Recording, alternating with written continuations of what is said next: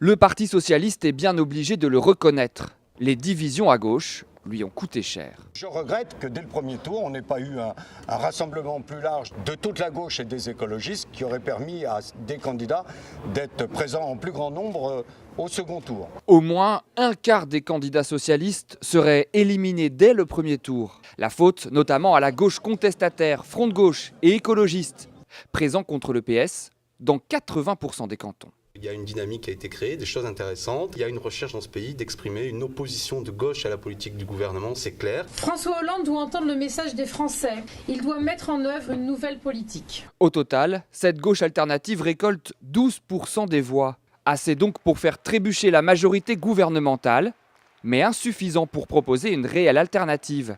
Cette situation, paradoxalement, pourrait faire le jeu de François Hollande. Il peut se retourner maintenant vers le reste de la gauche et lui dire « Regardez ce qui se passe. Si nous, à gauche, on n'est pas rassemblés, qui est-ce qui gagne? C'est Nicolas Sarkozy. Il n'y a qu'une seule façon pour nous de remporter l'élection présidentielle, c'est d'être unis à gauche. » Mais le plus dur reste à faire tant les divergences de fond sont profondes. La question divise aussi les écologistes entre les partisans d'une ligne dure et ceux favorables à une alliance avec le PS.